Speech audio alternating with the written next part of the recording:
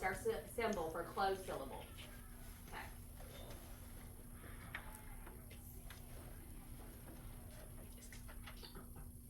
All right, guys, today we are going to do a new spelling rule.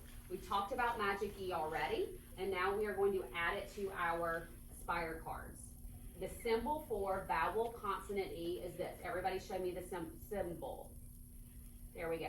All right, so when you see a consonant E, that's going to make that long A sound. Everyone say A consonant E. A consonant E. A. A. We know that's a vowel silent E syllable, so we're going to do our hands like this, okay?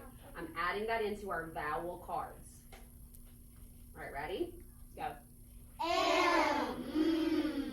W, C, H, N, Q,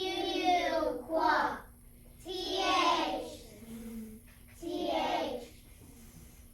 D, G, long spelling right after a short vowel sound.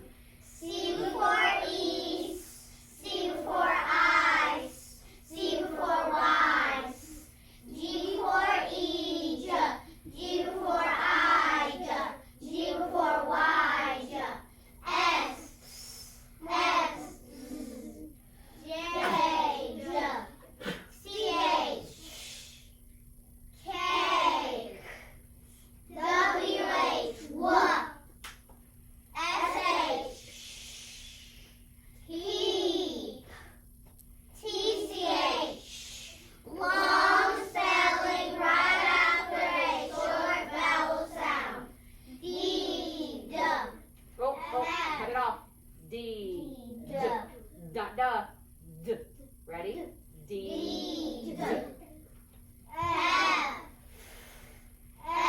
L, C, K, long spelling right after a short vowel sound.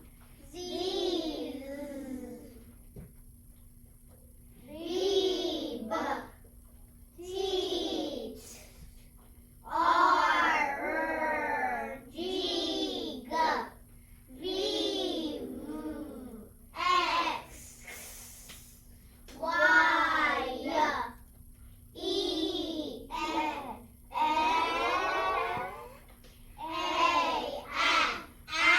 apple, O, octopus, I, U, up. A consonant E, A vowel silent E syllable. S, more than one. S, it's happening right now. Remember, if we add S onto the end of a noun, it's more than one. If we add it onto the end of a verb, it's happening right now. What are the blue cards? What is this? The suffix. All right. F,